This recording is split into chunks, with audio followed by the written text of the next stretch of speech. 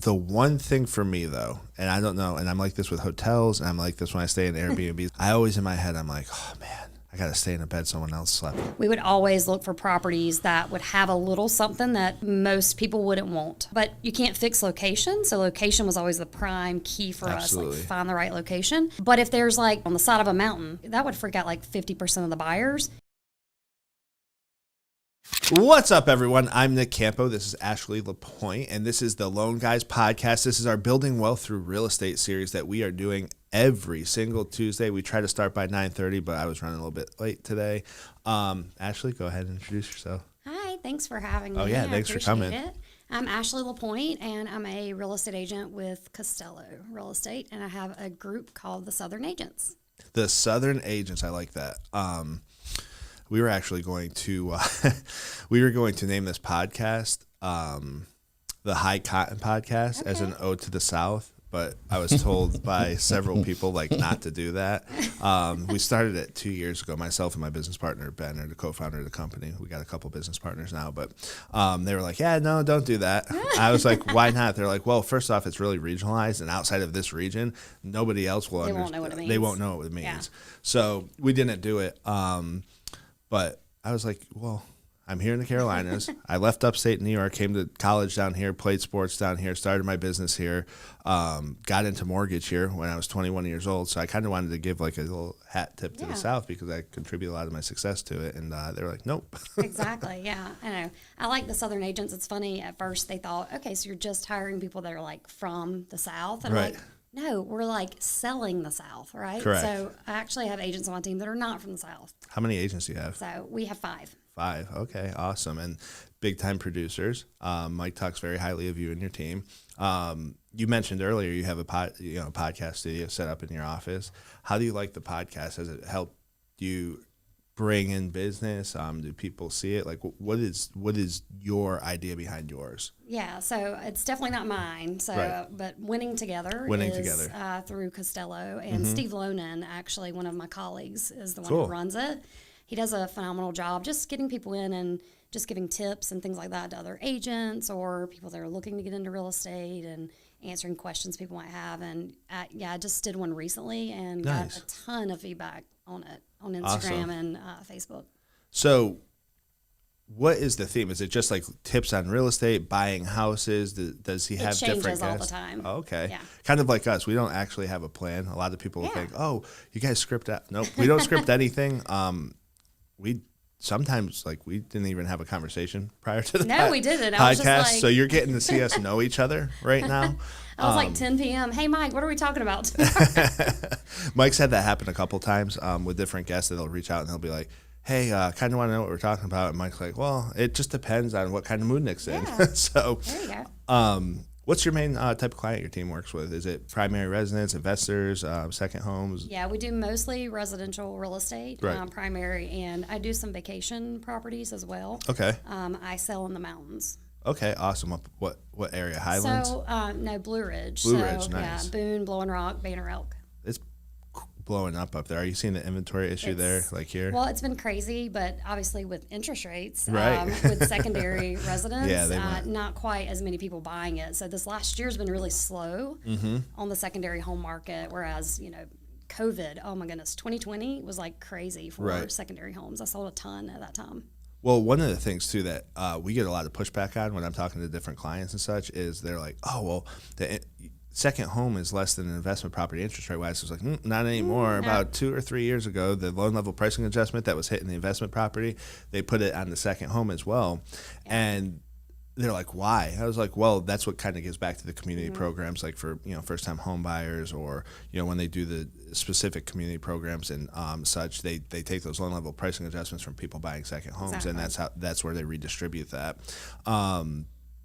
And people just did not understand it, and they also don't understand that a mortgage company doesn't make money off of that. Yeah. So we typically don't make money off of the interest rate at all. There's an origination charge, and then if you are correspondent, mini core, just like a Rocket Mortgage or something like that, you sell it on the secondary market, which everyone's like, oh well, do you sell your mortgages? The answer to that question is yes. Everybody sells their mortgages because it's sold on the secondary market. The question that should be asked is, do you service them? Yeah, exactly. So that it's two different things, but it's very interesting.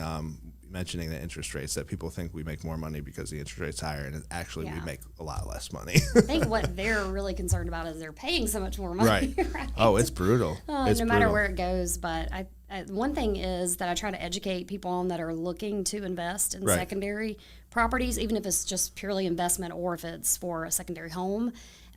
North Carolina is a really good place to invest because the tax rate in South Carolina for secondary, Right. it kills you. It's triple. It is. It is. Triple. Well, in South Carolina, they want the whole thing behind that is they're creating an incentive for primary residents only, Correct. whereas North Carolina is okay with the Exactly. investment property. We actually have investment property in Kannapolis Yeah. that we fell into. We brought Mike and another partner in on, and it's just, you look at, you can still make money in South Carolina, but Of course. you also have to look at that tax piece of it, and are you going to pass this on to the renter if it's a rental property or Airbnb, whatever, and is it going to be enough to make up the cost, and is it going to Exactly. affect how many bookings you get or how many lease agreements? So very interesting. Have you ever owned any investment properties? Yes, a lot. How many? I think it's, let's see, 1, 2, 3, 7. 7 investment It took me a properties. minute just because I only have one now. So I've kind of just like flipped them around, but I started in 2008. Why'd you sell them? So in 2008, I bought a bunch because of the Which is awesome. foreclosures. So we had 3. We had 1 in Clover and 2 in Rock Hill. Cool. And we had those as long-term rentals. Okay. And I kick myself every day right now that I sold them. But at the same time, we sold them because at the time we had them for about 8 years. Right. And we just were like, hey, we want to enjoy our money a little bit. Like, still have it as an investment, property, but let's roll it into vacation Right. property so that we can also use it. Okay. So that's really what we did. So then we ended up we had 2 properties in the mountains, Nice. in one in Boone and one in Blowing Rock. Cool. And then I we stayed in recently one. sold those. Yeah, you did. Which one did you stay in? Do you remember? I don't remember. It's on the Was side. it the of- log cabin? It was the one on the side of a mountain. Well, they were both on the side of the mountain. Well, she just But named 2 mountain You're towns, probably so- right. You're probably near like the App Ski Mountain. Yeah. Yeah. That's exactly Yeah. where we were. That's Yep. really cool. It was right there by the ski lift. You could walk to it. So does the I'm guessing you Airbnb those. Yes, we did. So long-term versus short-term rentals, what do you like better? Short term. Short-term? Yes. I mean, long term rentals, it just got very taxing to deal with the people living there. Right. We had crazy things happen. I could tell you so many funny stories. Yeah, let's hear one. Okay. Well, we had one in Rock Hill in Constitution Park. You probably know where that is. Yep. And they were like growing marijuana in the closet, and they kept calling us. Did they at least share with you? No, they kept calling us because they were like, hey, like I think they kept tripping the breaker. Oh, because yeah. they had this big lamp in the many lights. closet, right? Too many lights. And so we would go out there like, okay, let's come out and check and see what's going on. My husband went out and he's like, oh, no wonder. You're like sitting here trying to grow this big lamp and it's plugged into, and it kept tripping the breaker. Did he say anything to them when he saw it? Yeah, I mean, he didn't know what to do. He called the cops. He's like, do I need to do anything? Like, I don't know if they're distributing it. I don't know what's happening. right. And there's really nothing they could do if they weren't selling it. So, Right. Crazy. yeah, so that happened. What's the But- craziest Oh, long- I had people move out a month early, didn't pay their last month rent, no. and decided to try to take all my appliances with them on the way out. Washer, dryer, refrigerator, like everything.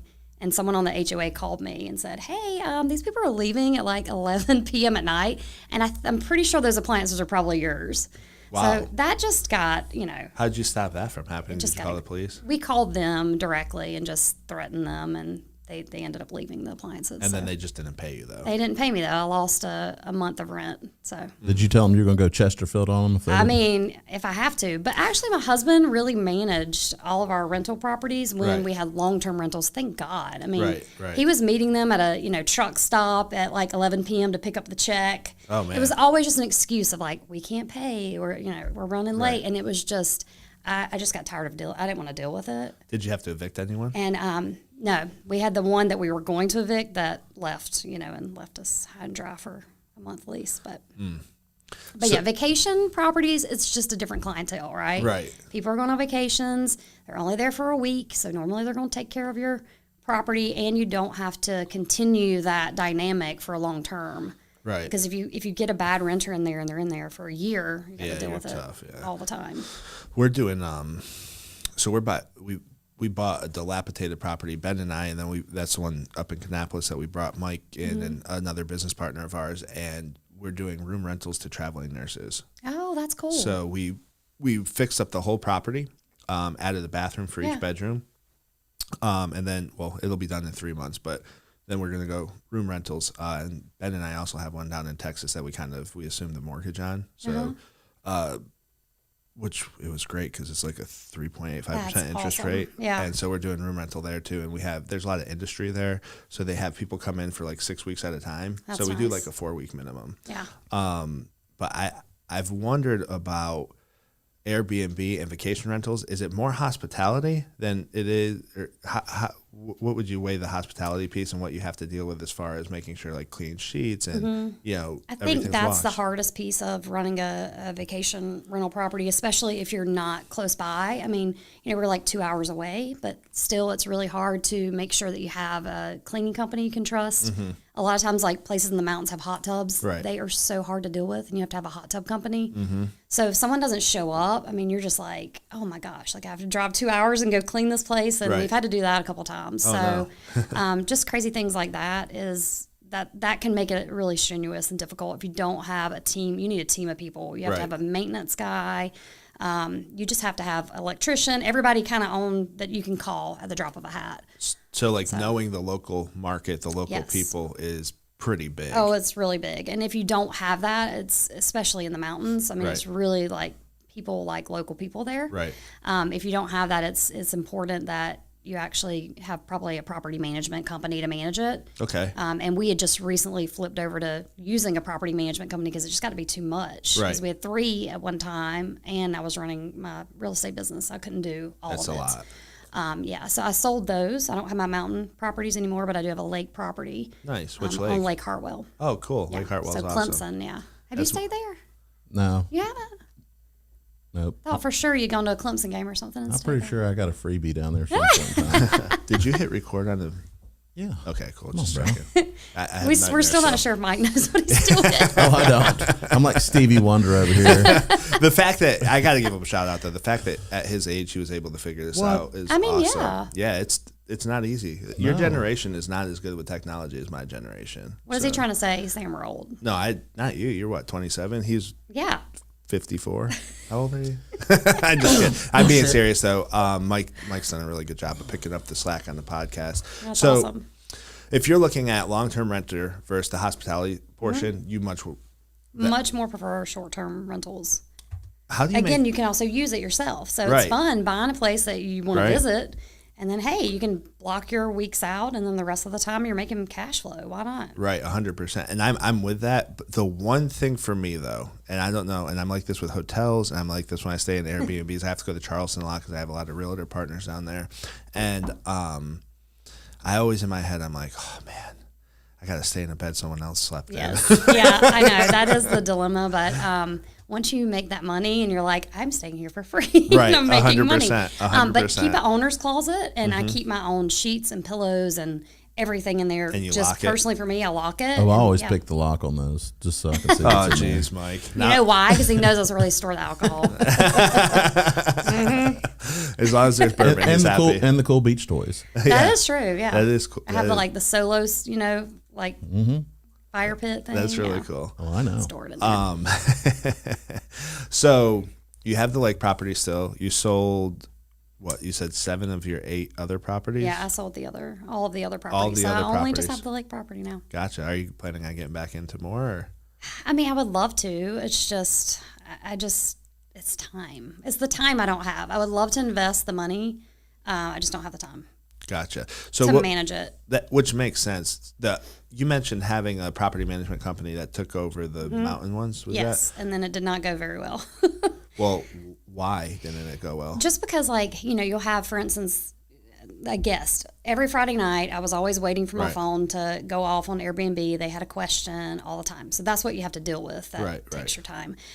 But, let's say, for instance, the hot tub's not heating they're going to call an electrician out there. So it's going to be like $250 for someone to Gotcha. go and flip a breaker And it's because not it's their just the money. breaker that flipped. Or if you can't figure out how to work the keypad, that was me. Had to Yeah, call her. that was you. You had to Like, call hey, me. dude, I can't get into the. Yeah, Property. it was every Friday night. I'd just like wait by the phone, like, all right, what are they calling about? Yeah, that has to be a little bit annoying, right? Yeah. Like you're trying to go out, have a nice dinner, maybe have your family with you, and Exactly. then it's like, zzz, but So it gets to be a lot. It can be very lucrative, but I think it's really hard to do it and have another full-time career at the same right, time. right. Well, what would you say as far as so the property management company? What percentage were they charging you? 20%. So it's more for vacation isn't it- properties. It's like 10 for Yeah. long-term. And if you get more long term, they drop it to 8 typically. Correct. Yeah. So 20%. I mean, in long-term's fine. It's just you're not making as much money as you are Right. in It's short-term. so long term to me, and the way I kind of always looked at it for new investors is long term is more you're building for retirement, where Correct. short term is more for cash flow. Correct. And that's how I've always looked at it. And that's when I work with literally every single person. I have probably 15, 20 loans going right now. Every single one's an investor. That's who I like to work with, either investors or $1 million plus properties. So Yeah. that's my clientele. And a lot of the $1 million plus properties, they have investments on the side. So, Exactly. but yeah, when I talked to like a new investor, I had Markel was on the podcast, and he's getting into like land development and building like duplexes, which I Mm-hmm. think is good. You can cash flow on them, but to me, anytime it's a long term lease, it's you're looking at the It's equity portion, long-term. gaining appreciation, that type Yep. of thing. Whereas short term, I like the short term because I like cash flow. I do too. Yeah. It's more exciting. It's more too. exciting. Yeah, there's more risk. Yeah, definitely. I mean, lots of repairs, lots of maintenance. On the way short more term? than way more than long term. So like, what type of Furniture maintenance? always getting broken, and just the maintaining the property because it's getting used a lot more than someone living Right. in it long term. Oh, that's true. It's yeah. not like used as hard because like you might have 8 people staying there for vacation for a week right. versus just a normal family of 4. So if you're making a plan for the long term and you're setting aside a maintenance Mm-hmm. budget, what percentage would you typically set aside for I don't even maintenance? remember, sadly, because my husband managed all of that side Right. of it. Thank God, because I didn't Right. have time. I was managing The people business part of side, it. Yeah, Yeah. the So complaints, the Right. like we need something. so with the short term, is it much higher maintenance then cost? It is, yes, because again, you have to have just think about first of all, it's got to be furnished, right? Correct. Then you've got to have 2 sets of sheets for every bed. Yes. Everything you have to have doubles. Gotcha. Right. All of your kitchen utensils, everything's got to be there, and things like that get broken very easily. Right. Pots and pans, I was replacing those all the time. Glasses. Right. So So it just adds up over time. moral of the story: plastic. Go plastic. Plastic. No, because they take those. Oh, Yeah. They so they're do. stealing Every stuff. time. It probably Mike took them last time he stayed at my place. They're at his house. If you want it back, I know. Can I get those back? I took the only Yeti you had. People, I did have a Yeti there that I went didn't missing. take the Yeti. No, but people will take your cool, I have these blowing rock mugs. You try to be cute about it when you Festive. get this vacation rental, and then you're people just take that as their souvenir so they don't have to pay right, for it. right. That's Ashley is super festive. that. Mm-hmm. I could see that. I like to decorate. Well, that's So you would love my wife. She decorates for every holiday, which I love because it's very nice in our house, and I don't have to do anything have to to do do anything. it. Not mine. She's bless well, her. no, so it really is a good. I go back and forth on that, right? Because I also, as an investor, go back and forth on do I really want to do this? It is really lucrative, Right. on the money perspective. If you get a good deal, we would always look for properties that would have a little something that most people wouldn't want, right? yes, But you can't fix location, so location was always the prime key for Absolutely. us, find the right location. But if there's like you said, on the side of a mountain, well, that would freak out 50% of the buyers. Well, it didn't freak us out because we could make it nice enough and cute enough where there'd be enough people that wanted it. Do you know what I mean? Right. So we would look for stuff like that, stuff that wasn't decorated well, stuff that needed some cosmetic. We painted every house we ever had. right. Well, Refreshed it, right, absolutely. yeah, all of those things. So, if you Then you can get a really good deal on it. when you were looking for stuff that other people didn't necessarily Mm-hmm. want, so it wasn't necessarily a structural issue or No, nothing like that. More cosmetic. cosmetic. how much would you spend per se, just rough estimate on? So I bought a house on the side of a mountain. How much did it cost you to furnish the house, cosmetic wise, to get it to where the pictures look good so that people click on Yeah. it? So we were very frugal. We'd actually go on like Facebook Marketplace, Craigslist, and purchase all of the furniture items that we needed. We normally were buying them already furnished. Some of them were already furnished, but we would take out pieces that weren't, nice. And then we would go Facebook Marketplace and Craigslist and pack a U-Haul and take it up there. So we did it on a very shoestring budget. Okay. But I would say max with, doing all the exterior stuff that needed to be done too, like painting and landscaping and all of that, probably about 30 to 50,000 each on the 2 mountain properties that we had. So did you hire a landscaper to come in, or did you guys kind of do that yourself? No, we had to have someone there to do Right. that, Interesting. Yeah. Did you ever look at it as, okay, I'm going to have them come in because my time is worth more than what I have to pay them? I wish I would have done that more than I did. So looking back in hindsight, I probably would have done that more, but we're just very hands-on. Gotcha. Both my husband and I we like to put the work in, and it's really rewarding too when It you is. do something yourself and you see that you transform something. So Absolutely. we usually do it ourselves. I just did that with my house. I repaired my entire sprinkler system. Oh, wow. Yeah, I moved into. Don't you feel so rewarded though? I do, and the grass looks awesome. You're like, I cut I it did last that. night. The sprinkler system's from like 1978, I think. Yeah. And the people who lived there before never did anything. I actually stumbled upon the sprinkler system in the garage and turned it on, and there's like, psh, psh, Yeah. So I replaced all the sprinkler heads. I did it all myself, and I could have paid somebody. And that Yeah. so, about a week into it, I said, my time might have been worth more than this would I have know, cost. exactly. After the fact, that's when you like say, well, I shouldn't have done that. But like for my husband to be able to have anyone else do anything in our yard, like pine straw or mulch or anything, I have to kind of just go hire someone, have it done, and he comes home. And then I'm like, look, I tried to save your time, because he will not allow, he likes to doesn't do like it himself. Yeah, I like to do it Yeah. myself too. My son, my 4-year-old, was out there pushing the lawnmower with me last night, and I used to have a lawn guy, and I was just like, I'm going to do this myself now. Yeah. It's a stress reliever. That's what he says too. So with the rental properties, if you're talking to a first-time investor, say a 24-year-old kid comes to you and is like, hey, Ashley, I want to get into investment real estate. I want to build wealth through real estate. Which route should I go, Airbnb or long-term? What would you tell them? First, buy a primary. That's what I would tell him. Okay. Right? So Right. buy your house first. Yep. Maybe it needs some cosmetic things or some things that you need to fix it up, and then rent that one out and purchase another house. That's how it would start. That's I call that a house hack for Yeah. a lot of people, especially like we have a good bit of clientele that's VA. So I'm like, okay, well, you're not putting anything down in like Fayetteville area. They have a Yeah. base. Well, they're paying for their housing payment. So what they're doing is they're getting that, $1,700 a month is typically what it is.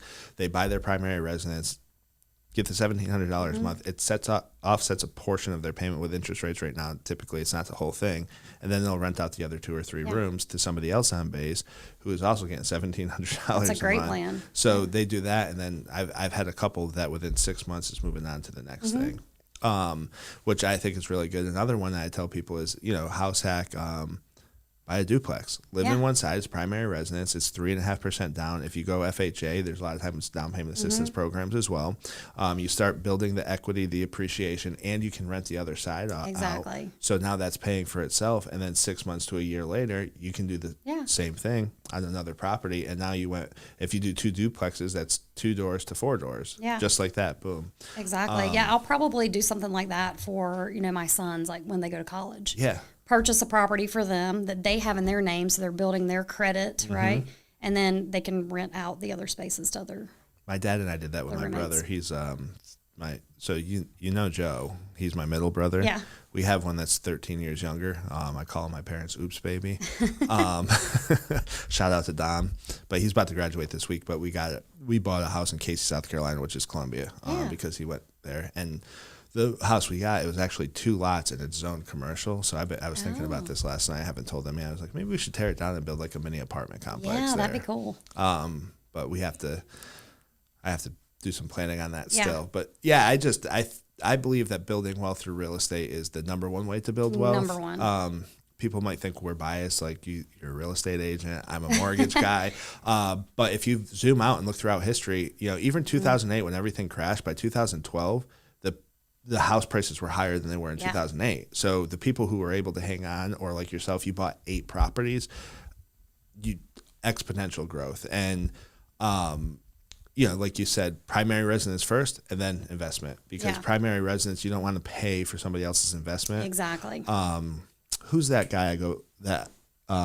Famous guy, Grant Cardone.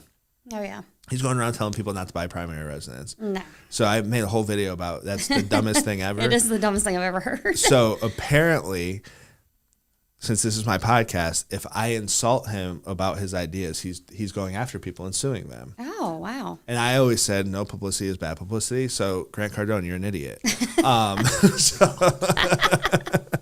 But at the end of the day, like, how can you tell somebody not to buy a primary residence, and you're telling them to buy investment properties or cash producing? Yeah. And I somewhat understand, but the reason he's doing that is because he's in the business of renting to people, right? Well, exactly. Right. So he It pads his pockets, so of course he's going to. And here's the thing, like, I'm not here because I'm a realtor and saying, yes, it's the best investment you can make. I invested long before I was a realtor.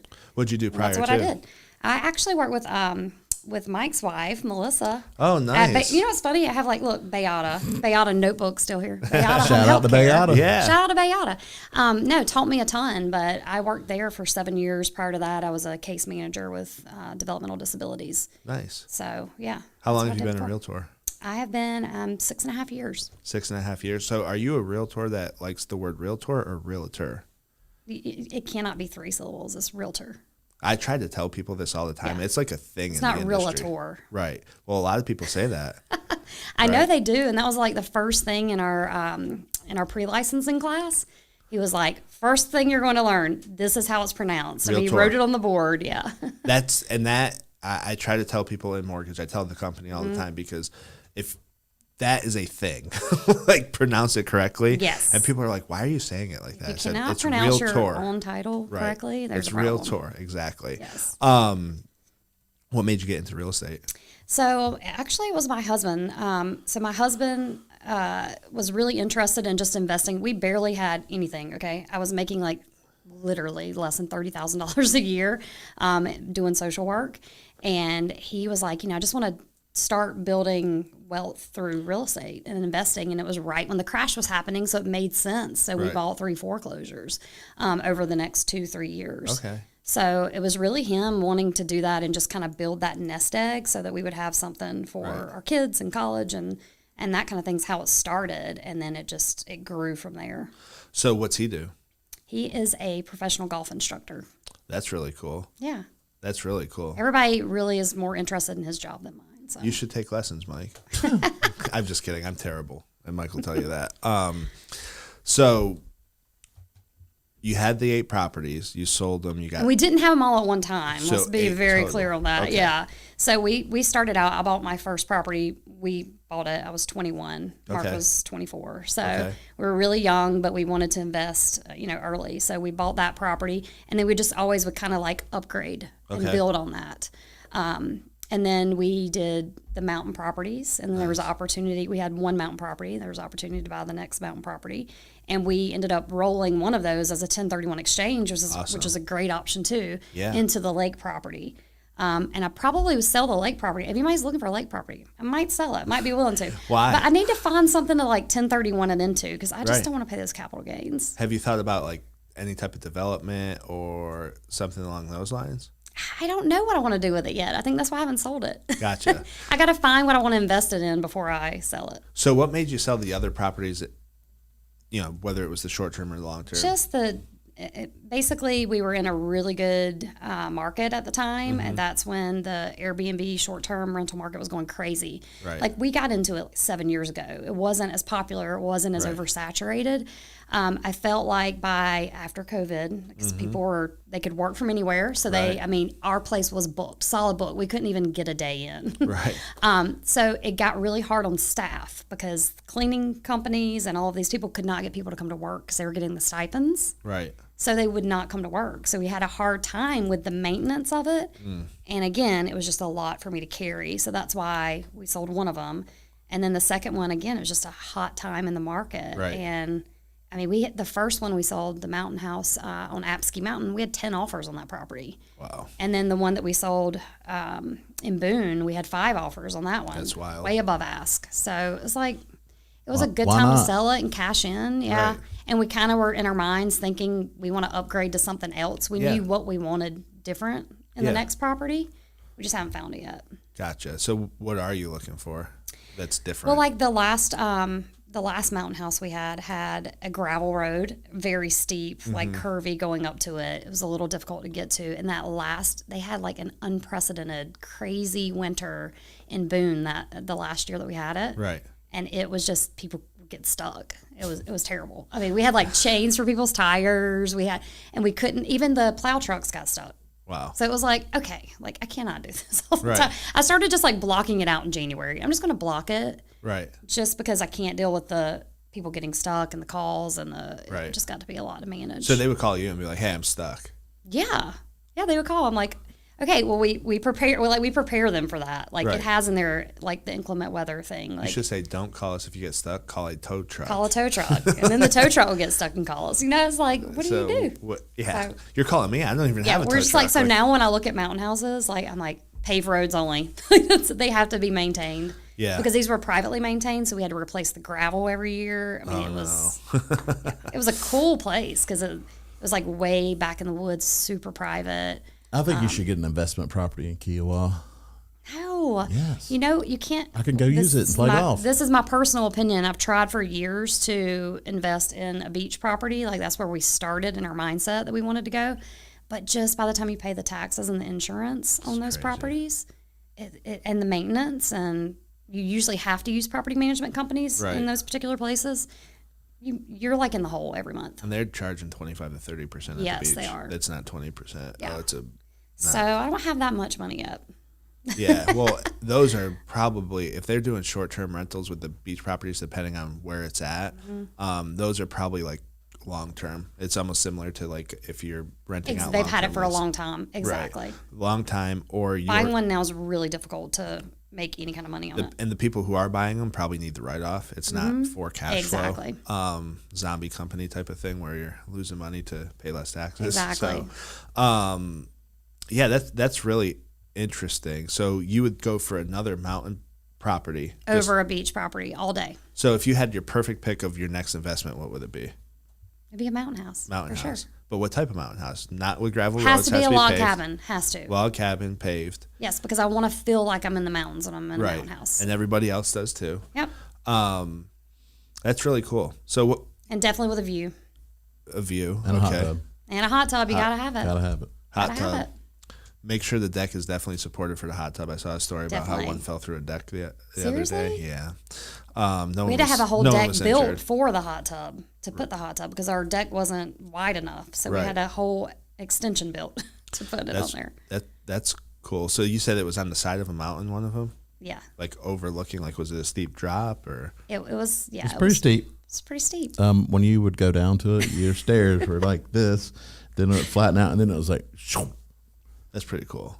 Yeah. You know what's super cool? It backed up to Tweetsie Railroad property. Like our Okay. property line was backed up to theirs. You could see the smoke from the train and That is hear cool. the train whenever it was really cool. That is neat. I sat out there one night. I may have had a couple of beverages, and I looked at Melissa. I was like, God, what if this thing falls down this mountain? She's like, why would you say that? I was like, I don't know. That's just how my brain works. Like, look, we're on the side Trust of the me, mountain. we had that I'm afraid of- foundation, like we had it all done, like Right. extra security. So I yeah. trusted you. I'm afraid of heights. it so was that more. would It wasn't kill really me. scary about where the house was. It was more scary about the road Yeah. because there was a main road. Somebody drove off down in there and hit you. Yeah, main road, and it just had like a retaining wall kind of holding it. So it Someone was- drove off it. No, that's what we were worried But about. you know what it looked like? So when you drove up, you couldn't see the house. The house Right. was like below. And so when you drove up, people thought it was a lookout point. That's what it looked like, our parking Yeah, area. that's so people would interesting. just park and like be looking at them like, that's our parking place. But it was really, the views were awesome there. That's really cool. It was. You get your rappelling gear out just to get to the house. Yeah. belay on. So Someone said they wanted a pulley system like for groceries. Oh, that's what I was complaining Yeah. about. God, Yeah. getting all the luggage and all the And you gotta groceries down take it there. I all was like, down. whoo. You get a workout. isn't that what kids are for? At this point in time, they were not very big. Gotcha. Yeah, They mine would be can't do the perfect now. groceries yet. Mine aren't big enough. Too yet. bad it's gone. I Sold don't know. it. It's all right. So you also have a team of real estate agents, Yes. 5. What do you look for in a real estate agent? Someone who is completely a self-starter. Like, you have to be self-motivated. That is the biggest thing to be successful in real estate. Okay. I'm not looking for someone who wants to just come in and learn and be told what to do. And I'm not trying to create another one of me. Like, that Right. would never be my goal. I like people that come in and they have that entrepreneurial mindset. Absolutely. So if somebody comes to you and they're like, "Hey, what's the training look like? What's this look like? What's that look like?" Are you like, "Wrong company"? Yeah. But Probably wrong team. wrong Yeah. team. No, I love sharing though. Right. I'm like an open book. I love sharing with other agents, telling them what's worked for me. It might not work for them. I mean, Right, it's just right. it depends on their market, their their area, their expertise, what they want to do with it. But I'm always happy to share. I'm not one of those ones that's going to like handhold and tell you that you do this many open houses, do this many phone calls. That's not the way I And operate. you're not going to track how many calls they're doing. Not at all. I've never tracked mine. Why would I track theirs? So I was like, I actually had to look up. I was like, better look at my numbers in case he asks me because I'm not. I don't care about that. Like, I'm not a numbers person. right. But I was like, he might ask me that, and I don't even know because it's not like the people are important to me. Right. Right. So I don't typically ask about Good, numbers on the good. show. I will ask when it comes to like investment properties and how much money people make. I do ask those questions, Mm-hmm. and don't look for exact. And the reason for it is because I want like the first time investor who's never done a Yeah. property, maybe doesn't even own a primary home, to understand like what do I need to do to get into building wealth through real estate. Because you see like the Bigger Pockets podcast, you see a lot of these HGTV shows, and now what's that new one, Magnolia Network, with Chip and Joanna Gaines, Oh, where yeah, they're doing yeah. all of that. And people are very interested in making money. You have, I was just talking about Grant Cardone, but there's Robert Mm-hmm. Kiyosaki. There's a lot of people who talk about rental properties, but I don't know if they always tell you the pitfalls of it, tell you Yeah. the cost, I tell you probably how much just money told a can be lot of the lost. pitfalls, didn't I? Yeah, which is good. I think you need to. I think there needs to be a It's realistic not as easy as it expectation. looks. No, and it's not. I call it mailbox money, but it's not truly mailbox not, money. yeah. I joke around and like mailbox money, but what it really is it's work. It is a lot of work. Every time we go to our place now, Right. it's like, at first you're excited, right? Mm-hmm. Because you're like, you're decorating it, you're making it how you want it. Exactly. But then when you go, it's like every time we have maintenance. Right. Like, I'm going to my lake house this weekend because we're going to Zach Bryan concert in Nice. Greenville. And so we're going to stay there for the weekend, but I already have a list of things I have to repair when we get there. Right.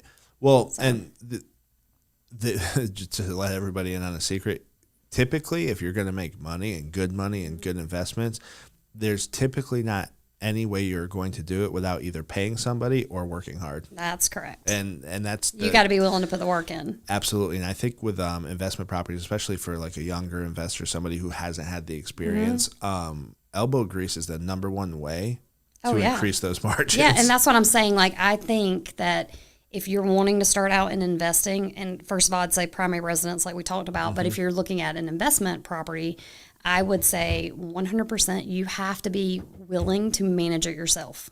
Correct. You got to be able to do the work, get you a handyman contact, whatever you need, but you've got to be willing to like put in the work and manage the property because that money is going to go right out the door if you hire a property management company. No offense to my property managers out there, but if it's your first one, you really need to do it yourself. And you learn so much. Like Right. you learn the pitfalls. You learn where did I lose money that time that I need to pay attention to in the next one. We had Ben and I bought a property in Cornelius, and I kicked myself. You know where 131 Main is? Yes. It's my was- favorite restaurant. You know those townhomes back there?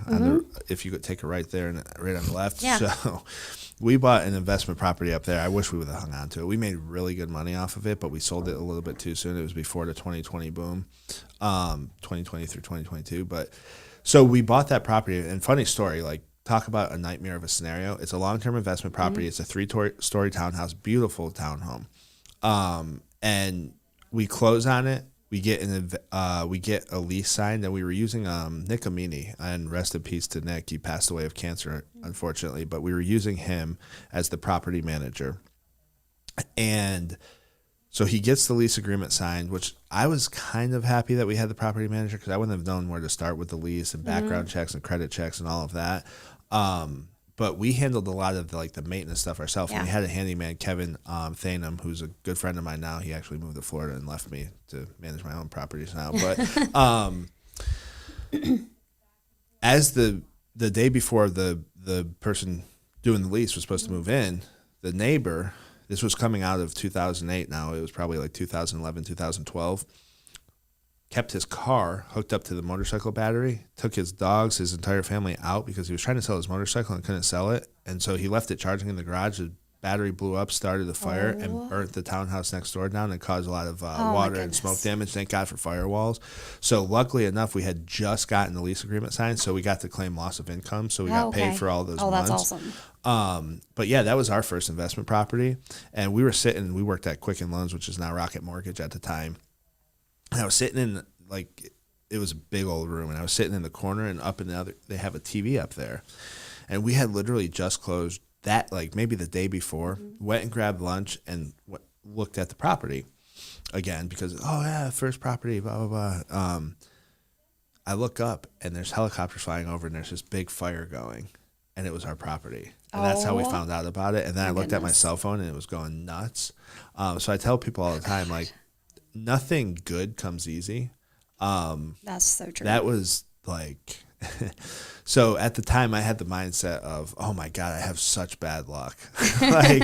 But looking back on it, it's just normal day in investing. It's normal day in investing. And looking back on it, we got all that lost rental income. Yeah.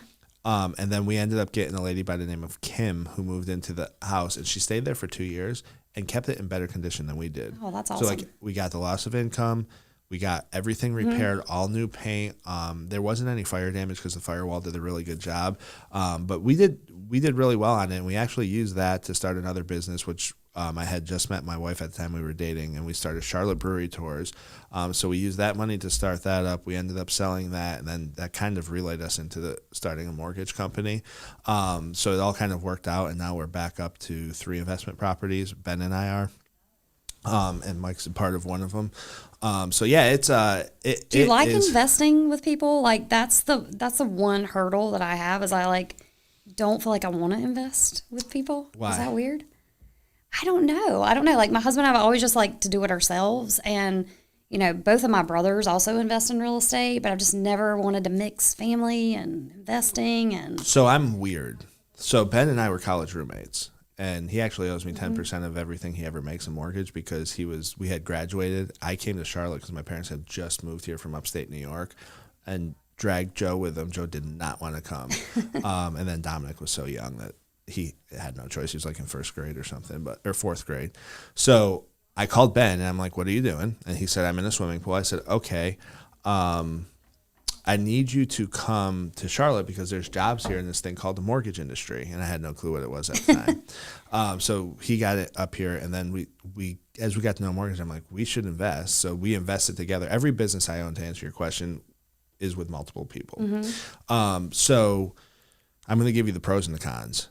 So the pros are you have more people, so you can get more things done quicker. We can grow quicker. We can scale quicker. But then there's also the inner workings of a relationship, right? So Mike and I would say we're pretty good friends outside of this. We text about stupid stuff and, play golf together sometimes. that's all he texts about. Golf. Yeah. Stupid stuff. Oh, yeah. That's true. That's true. I see that. Ben and I were best friends. We were college roommates. My brother runs our entire sales team. Don't ever worry about it. You've never had rifts in your relationship because of it. Yeah, all the time. Yeah. But And you get over it. He does. I don't. I get over it pretty quick. He's still holding a grudge over there. I get over No, I don't things. have any grudges. So I get over things pretty quickly. At the end of the day, the way I like to set things up is as a team, and we all have our jobs to do. And you have to have the understanding of, so everybody who knows me knows that there's no like business versus personal. Like it's all one to me. And I tell people all the time, like when it comes to like work-life balance, there's no such thing as work-life balance. There's life, and work and life have to fit. Yeah. Like the balance has to fit somewhere in there. So there's nights like last night, I was calling clients until 9:00 at night because it's easier for them to answer the phone at night. Yeah. And we have 10 loans that are supposed to close in the next 2 weeks, and I have to update them and do what I have to do. Yeah. And then there's some days like, today we're doing the podcast in the morning, and this is more fun to me than work. Yeah. So but as far as the relationship piece is concerned, I just, you have to have so when Joe was coming to work for me, that's my brother, my younger brother, he ran a team of 100 people at Home Point Financial, which was the second largest mortgage company. They sold, and he stayed there for a little bit and kind of wound them down and that type of thing. And he was one of the last people before everybody was out. And I was recruiting him for 2 years, and he didn't come. But when he did come to work with us, we sat at this table at our old office, which was in the front room, and had a conversation. He's like, if something else comes up and it's X, Y, and Z opportunity, I'm going to take it. Because at that point, it was just me and Ben. It wasn't everything that you saw today.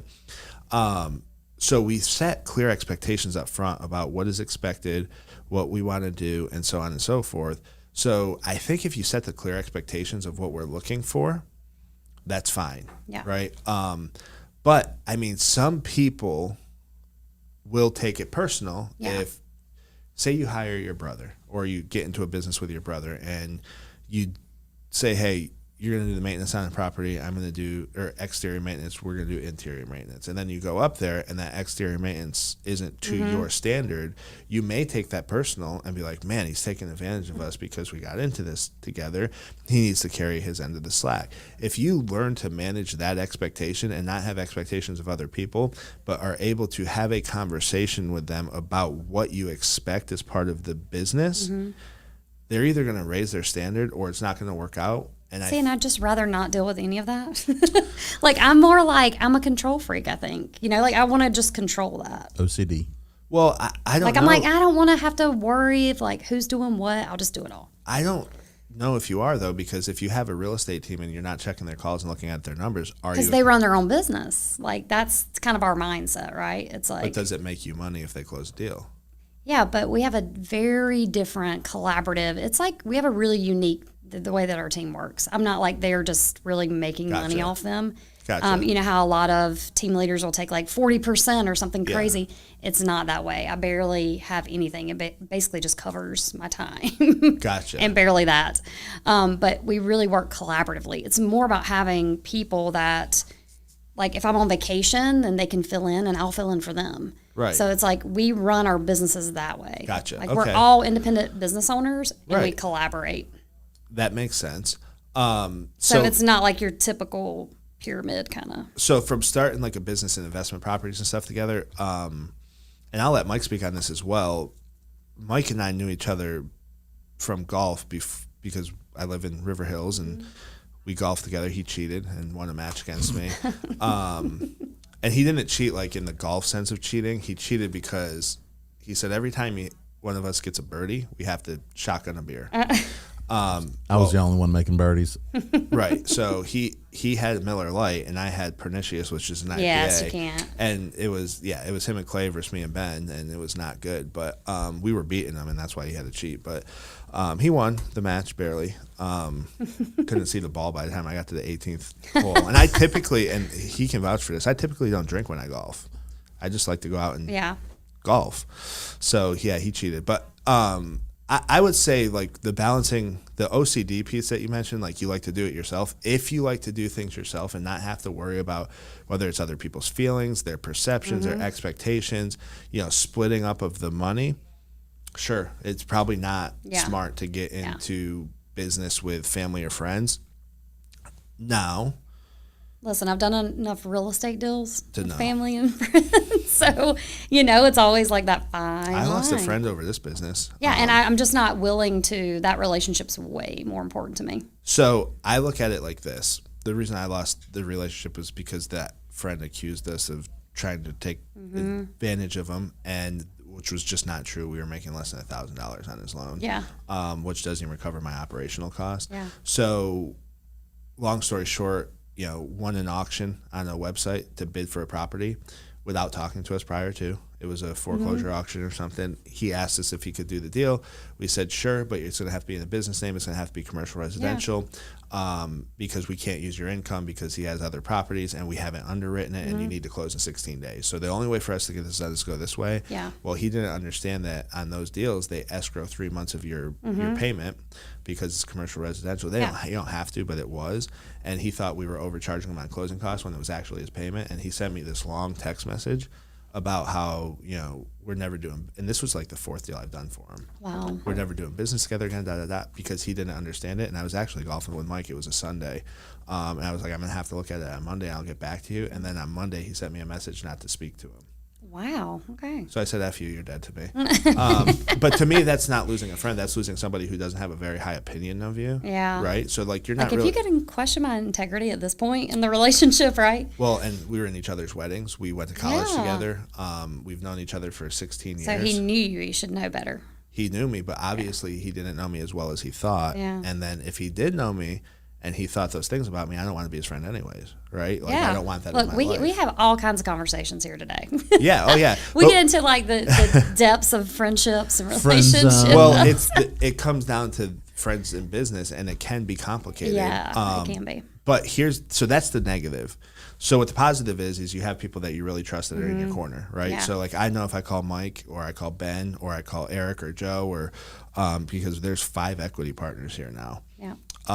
Or on the property side, we all know our roles, right? So my role is different than what Mike's role is than what Mike's Russ. is just to go hang out there. I'm sure. No. Absolutely. Absolutely not. I am extremely hard on Mike. Mike's our number 2. I'm here. really hard on Mike. Do you see? Yes, I do. I hold Mike to a very high standard because he's very talented. But Mike's our number 2 in this company, and if something, and I'm still producing and kind of acting as CEO. I don't think I should have that title quite yet. We aren't mature enough for that, but we're building, and we're up to, we got a good bit of people, and we got more salespeople. We have 5 more starting next week. That's awesome. Yeah, so we're growing pretty quickly, and if something goes wrong here, Mike gets It's my fault. Yep. It is Mike's fault. Always. It's like being married. But it's the same thing with the You property. can't get away from it, even at work. It's with the properties company as well, right? So Mike's job is to find dilapidated properties. That's what I like to do. I had this idea. Hey, let's fix up these dilapidated properties, almost like the Burr method. I don't know if you ever heard that. Buy, rehab, Yep. refinance, rent, refinance, repeat. So it's very similar to that, except with dilapidated properties, and we're doing room rentals. So Yeah, that's really cool. yeah, so My mom rents to contract nurses as well. She does that. it's great. Yeah. Everyone I know, typically very responsible people. They aren't going to tear up the house. Exactly. They're professionals. You know, Right. they're there on work. So. They work. But his job is to find dilapidated properties, and then we have Russell. So you're like side realtor too. You're gonna help me. kind of. So we're going to the city and getting their tear down list and things of that nature. Yeah. So you can pick up properties for $10,000 on Okay, maybe I'll hire you to look for me too. Super expensive. But the positives are you bring more people in and you have more hands that can help. So you have less that you have to do yourself, because think about it. If you're managing a property, you're having to make sure that the cleaners are going out there. You're having to make sure it's rented out. You have to make sure it's priced right and it's getting enough views here and the 5-star review. That's a lot to do. Yeah. Plus maintenance and upkeep and handymen, and so spread that work out now amongst 4 people. You can get a lot more done, so you can scale a little bit more. Yeah, and a it's little very bit true. quicker. Own more If properties. only I wasn't a control freak, you know. I did actually own one property with family one time. Or my first one, really, it was a building in Montreal, but it was like a triplex Nice. building. But we were just purely financially invested in it. We didn't do anything management with the property. Right. So Yeah. So the downside is you could lose friendships. You could lose, there's a lot of hard feelings, especially when money gets involved. People get weird. But clearly define it up front. And then the flip side is you have people you trust that you're working with Yeah. every single day. And I always tell, like Joe Binfry, who's my, I call him my loan partner, but like in an admin role, talks to clients. Like when I'm doing this, if anyone reaches out to me, he's going to get the email and he's going to be able to respond right away to keep that client service where we want it. He went to college with me, playing the same college football team with me.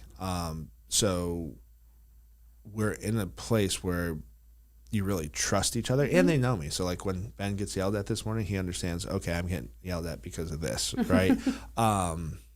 Which I don't yell at my team, just Ben. He founded the company with me. So, but yeah, it's just, I wouldn't want to do it with anybody but people that I like, if that makes sense. But I also understand that there's the flip side to it where the relationship could go sour. But I look at it as if the relationship goes sour and we can't repair this relationship, then was it really a good relationship anyways? That's true. So I guess that's the question. What do you think, Mike? I don't know yet. We're just getting started on this thing. So I'm pretty excited about it. Properties. What about here? You're in a business here. Your equity. Yeah, it's good. I mean, it's like we said this morning, Rome wasn't built in a day. So it's you're in the hardest part right now. Right. You really find out how good your team is and how bought in your team is for the future of the business, and that's really kind of where you separate the men from the boys. And if they're not here for the long haul, then they were not meant to be on the team. That's all it is. Well, what do you think about working with friends? I think about the Garth Brooks song, but I mean, I think friends. Sing it for me. I don't know what you're talking about. What's the words? We're not going down that path. Everybody knows what I'm talking about, except for you. Do you not listen to country music? I do. Okay. I know Lightning Road. No. Did you go to Kenny Chesney? No. Bummer. I got friends in low places, man. Yeah. That's what I'm referring to. But no, I think that's Garth Brooks. What? Oh my gosh! Is I that? can't. We need to cut. We need to cut this podcast. Podcast. That's over with. Jesus. I didn't realize that was Garth my Brooks. goodness! I have nothing for you. I have silence in the room. Silence. It did. Let's have a moment of silence for Garth Brooks. Shout out to Garth Brooks. Sorry, Garth. We're gonna educate the guy. But no, I enjoy that side of the business more because I know more about it, as far as construction and stuff like that. So I look forward to it being a blast and, just growing and growing and growing. But we got to do it the smart way. Yeah, for sure. So it's exciting. There's Always a lot of good. Overestimate what it's going to cost you, right? Right. Yeah. Yeah. Put that buffer in there. Mm-hmm. Well, we brought a contractor partner in, so we're getting things at cost now. That's awesome. Yeah. So we're excited That'll help about a lot. that. That's our goal is, that's why I went with 4. So we have Ben, who he is really good with numbers. I hope so. I mean, that's his job. Right. He's really good with numbers. We have Mike, who's really good at finding properties. We have Russell, who's really good at, as far as a contractor is concerned, at getting the job done at cost, which is hard to do. Yeah. So that, and then you have me, who ideas, like creativity ideas. I can kind of jump in and help on a little bit of all of that as well. So yeah, it's going to be fun. We'll see what happens. We'll let you know how it goes. We'll have you back on the podcast and we'll tell you all about how it's going. So we'll know in 3 to 4 months whether or not it's good or bad. Yeah. So hopefully no one burns it down, again. yeah, I mean, as long as we have insurance at that point, we'll just take it doesn't matter. You'll just take it. We'll just take it. I had, whenever I bought the log cabin that you stayed in, we had just gotten it all ready, and we were doing a bathroom renovation in the primary bath, and it was upstairs, and the contractor had left, and some pipes or whatever from the construction upstairs downstairs loosened. Right. The entire place flooded. Wow. We only had it a month. The entire place flooded. Wow. So we had to do the whole restoration thing. It went flooded all the way down to the basement. It was no. We had that all the happen floors to were us in River done. Hills. What'd you say? Our pipes in River Hills blew and Same. Mine did too. So Yeah. and the guy that came in here, he goes, "Man, I'm in here 5 days a week doing this right here." And the restoration people said the same thing. They're always in this it's expensive neighborhood. for restoration too. Like It really is. it's like those machines, they charge per day. Yeah. If you look at thank God we had insurance on it, because whew, Exactly. it ruined all of our hardwoods. It was terrible. Yeah, same. Yeah, I can't To imagine have it that. all redone. At least it was all brand new afterwards. That's right. So that's the positive. You got to always Worked look out. at positive. So, anything you want to leave anybody with as far as suggestions, tips, whether it's coming becoming a real estate agent, an investor? Any final thoughts? I think it's just sometimes like it can get overwhelming just because you're thinking it's too big, right? You're thinking like, I want to have a duplex and share it, like have someone rent the side, and it's hard to find a duplex. There's not a lot of There's them. not. If you look, there's like 2 in Charlotte right now. Right. So I think just like starting small, again, buy your primary residence. Like you will never, you will always be at an advantage if you invest in real estate. Everybody needs a place to live. Right. And housing prices continue to go up. So When people can Invest in continue to real move estate. here too. I mean, it's a Correct. super We have hot an market. inventory issue, so you're going to gain the equity and booming. Like it is appreciation. just booming. It's crazy. Multiple offers again. Yeah. Or add that again. It's Even and- with these interest rates. which everyone's complaining about the Fed not lowering them, but it's probably a good thing because if they lower them, then more people want to buy, Yeah. and then it's going to go crazy. But the other flip side argument to that too is if you lower them, more people are going to sell, so you'll create more inventory. But how many more people are going to want to buy than sell? Yeah. And because the issue we have is a housing shortage. Exactly. Period. There's a housing shortage. So I had a house in Charlotte, South Charlotte, list for $875, and the offer that we ended up going with was 1.1. how many square feet was it? It was like 3,400 square feet. Did they buy that in cash? Yes, they did. Were they from Long Island? No, they were not. That's what I'm seeing a lot. There's a lot of people moving from up north. Yeah. Oh, yeah. I mean, think about it. 50% of all your money's gone up there in taxes, just like that. Boom. And if you can come down here, buy a house in cash, you have no housing payment, your taxes are lower. Exactly. You probably have a better work-life balance as You're far as that's 2.5 concerned. hours from the beach, 2 hours from the mountains. It's like no brainer. Right. And you don't have to work as hard. That's right. I have my son's godmother lives on Long Island, and she has a very nice house, but it's just so expensive there compared to here. Like for her house, she could buy a house that's double the size of the one I currently live in here. It's absolutely wild. So, yeah, but we appreciate having you Yeah, on. thanks for We'll having have me. you again. Great tips. I love the fact that you gave some insight into like some of the pitfalls versus Airbnb versus long-term rentals. Yeah, so thank you. And to everybody watching, thank you. Go ahead and bang the red subscribe button, turn on notifications. Follow me at MTG Man Nick. And where can they find you? You can find me at Ashley LaPointe on Facebook, just my personal account because I like Cool. to keep it personal. And then on Instagram at The Southern Agents. Awesome. Well, thank you again Thank for joining you. us. And that's all. We're out. Thanks. Peace.